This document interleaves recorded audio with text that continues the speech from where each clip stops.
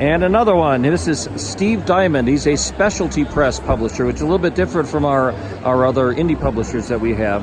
And Steve, you do some really fine editions of other books. So I want you to show off what you've done. Tell us a little bit about your operation and show off what you've done. So, come on over here. So we're tired of looking at him. So we're Yes, looking at the books yes. instead. You don't need to look at me. Okay.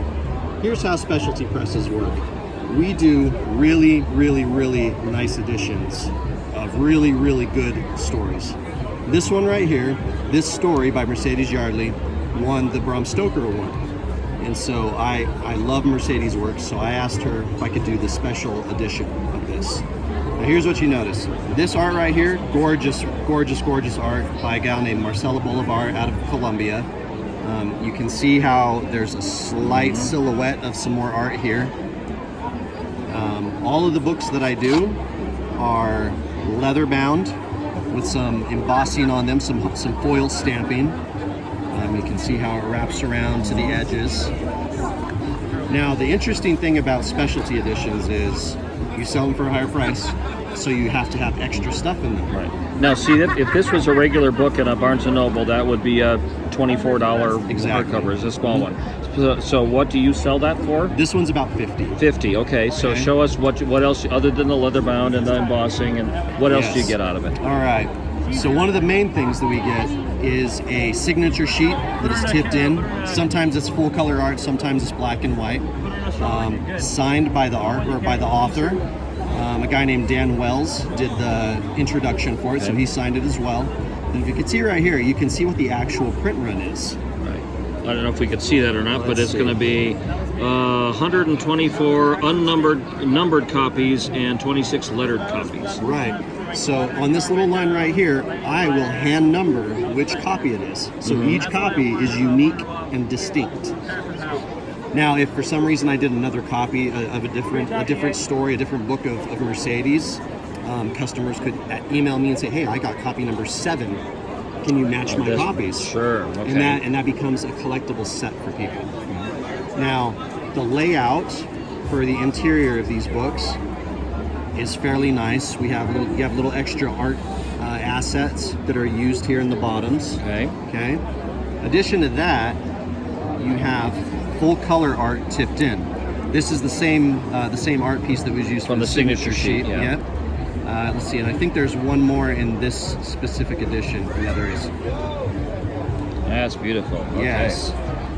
So that's how this one works. Now this book also has an introduction from another author who is a good author, a fan of this work, and then there's an interview with Mercedes Yardley, the author, in the back of it, where she talks about why she likes the books, how she came up with stories, things like that, to connect the reader to the author. So this is one of them.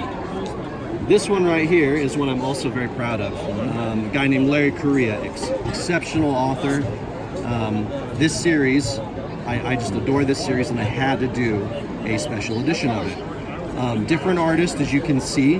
This artist is a Actually, guy we'll wait just a second. I'm going to show. This is what the regular commercial cover looks like from Baen Books. So it's sort of a noir, hard-boiled kind of a movie poster thing. But this is Steve's. Yep, a premium edition. I think everyone will agree mine's better. Yes. And then same thing. So leather bound. Now instead of just having the name of the book here, Sorry, guys. We won't edit this out, but we'll wait for the announcement to be over. This is part of the deal with being at FanX. Yeah, we need to leave by 7. yes, we do. We understand. All right, go ahead. Go on. All right. So, So instead of just having the cover put here, I had a guy design this logo. Let's see if we can get it.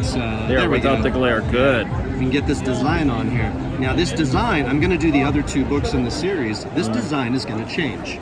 There's going to be different Wow, designs okay. on each book. Same sort of thing on the thing, right? The end sheets that I choose, I always choose these end sheets To match the to match cover the, theme. the colors and the theme, you know. And then in here, very similar. Now, one of the things I did in this one that was a little different, I did a black and white signature sheet because Larry lives by me.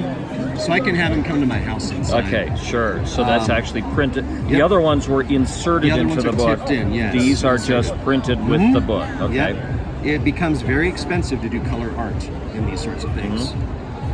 So you can tell this is a bigger print run than the other one, 424 numbered, 26 lettered. When we say lettered, instead of a number here, we handwrite an actual letter there, A through Z. This one also has some phenomenal art in it by the same artist, or the cover artist. Now, did you commission this art, or the artist I had did. it? Okay. Nope, I commissioned this art.